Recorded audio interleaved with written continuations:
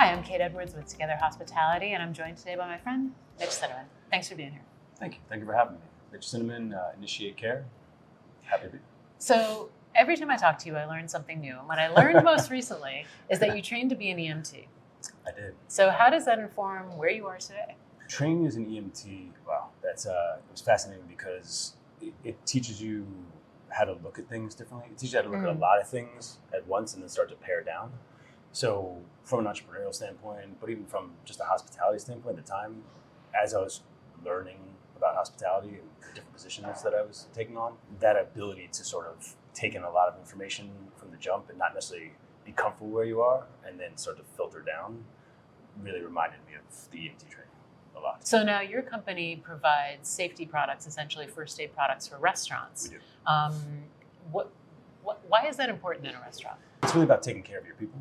Both those that are your guests, but also, which is obviously what people think about with hospitality, but also the people that make this a reality, that make this happen. If you've ever even just had a decent cut on your hand, for us, especially in a setting like a restaurant, especially a lot of our clients that are doing tons of people coming in, there's a lot of movement, a lot of action, to not be able to at least just bandage yourself up pretty easily and quickly it's a problem. I mean, it really causes a lot of problems for other parts of the team. Just really making sure that they are feeling like they're taken care of so they can take care of other people. Early on in my career, it was the days of locked first aid kits or just empty first aid kits. And that was one of the things that one of the reasons why we got into this is because most of my career has been back of house, I'd say, maybe like 75-ish, 65-ish. So it was really with a lot of people that I was working next to that if they got hurt. And that's something that comes up a lot. I've seen it myself, but there's a lot of sort of grandma solutions in restaurants, which is different than an actual first aid protocol. 100%. We do training classes through our nonprofit arm, Safety Saints. One of the main issues still in hospitality is how to make sure people have correct training, shall we say. Just understanding the basics. It's also about getting information from your team. As in you don't want your team to hide if they hurt themselves or or hide helping somebody else. And you really want that communication to go back and forth, and you want to have an educated conversation about it. Because I think a lot of times also in the past where things went sideways is that people running a restaurant would just be like, go to the hospital.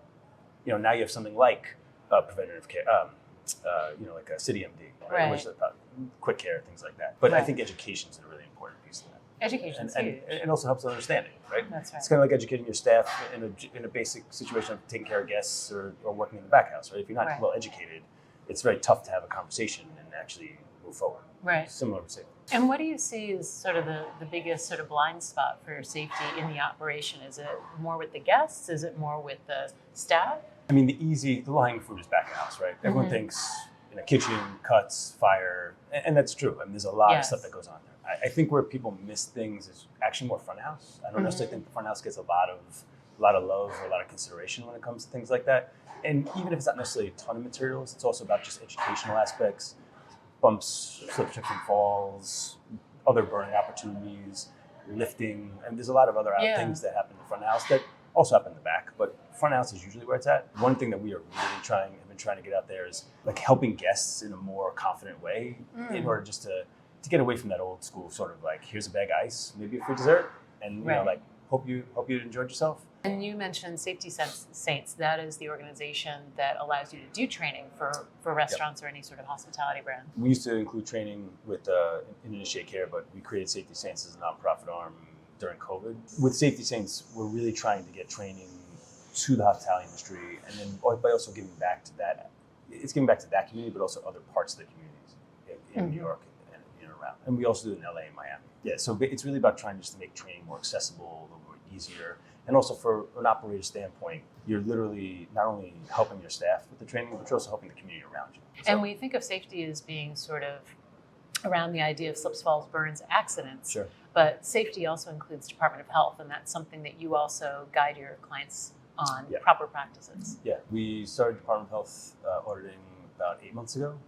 We added that to our risk assessment package, which we started about 2-3 years ago. These are things that we are better situated to help people with because we have both people that work inside restaurants doing it, and most of the time they're from the outside. We really try and communicate with our client base on their level. So for us, from the DOH auditing, from risk assessments, for CPR training, whatever materials, whatever it is, it's really about communicating with people that run hospitality, that run different aspects of the hospitality world, whether it be restaurants, hotels. Certainly you're taking care of your clients, that's the level of empathy, but when Sure. these folks working in the business are literally taking care of their colleagues, taking care of their Totally. employees, taking care of their guests who are in this moment of need or moment of care and concern, that really is the true essence of empathy and, to your point, hospitality. It's something that's overlooked a lot, and for good reason. I mean, it's not, I never comment negatively on things like this because for a long time, the safety game was a very simple piece. You know, there were a few big, gigantic companies that did not care about restaurants at all. They would come in, they would sneak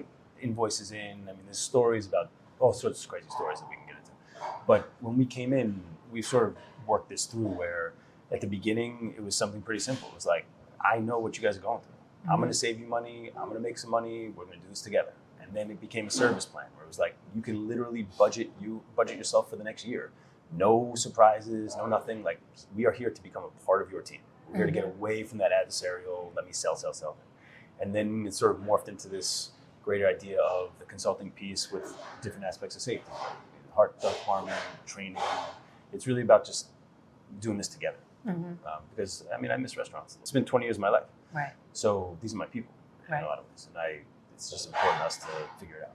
And it's a way to continue to take care of your people. It's a way to continue to take care of them, 100%. That's right. Both I love that. internal and external. So I love good. that. Thanks for sharing with me. hey.